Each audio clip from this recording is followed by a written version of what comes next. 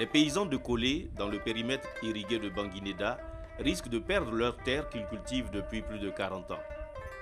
En effet, l'autorité communale a initié une opération visant un lotissement des 110 hectares de l'ex-ferme d'État.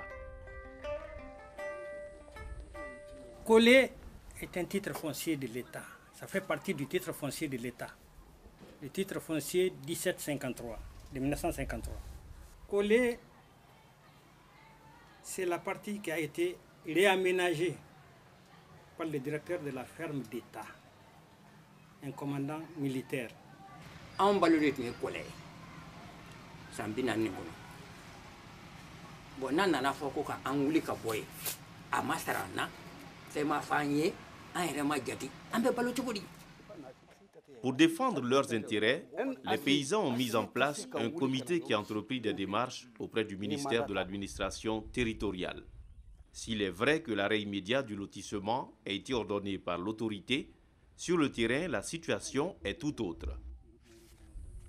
Ça, c'est la lettre du directeur général de l'OPID du périmètre irrigué de Banguinda en la personne de Bassir Touré, adressée à son ministre, le ministre de l'Agriculture, en date de Banguinda le 4 février 2011, pour éclaircir la situation et demander que les travaux soient arrêtés immédiatement et que même pour des raisons de haute importance, cela ne saurait être fait sans son avis en tant que gérant du 1753, le titre foncier dont Kolé est imputé. Là, où vous voyez les manguiers là,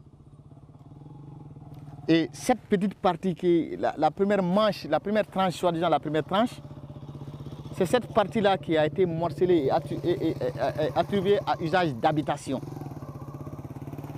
Comme vous le constatez, et toute cette partie-là a été prise par l'ACI, qui dans son habitude ne prend jamais un espace sans une consultation préalable des personnes exploitantes. Mais depuis la décision du ministre pour l'arrêt immédiat des travaux, l'ACI n'a pas évolué dans ses travaux. Convaincus de la justesse de leur lutte, les paysans de Kolé espèrent que leur cri de cœur sera entendu par l'État malien afin d'entrer en possession de leurs terres. Moi, mon problème, c'est quoi? Et nous parlons d'autosuffisance alimentaire.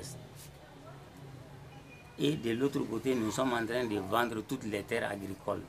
Moi, je me pose la question en tant qu'ingénieur d'agriculture, comment est-ce qu'on va parvenir à l'autosuffisance alimentaire?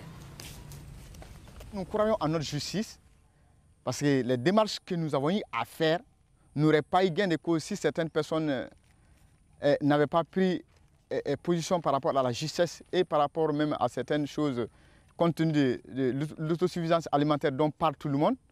Donc nous demandons à l'État, à toute personne et ressources pouvant nous aider vraiment à rentrer dans nos droits pour que les paysans puissent vraiment continuer à travailler leur terre comme ça a été le cas depuis plus de 40 ans.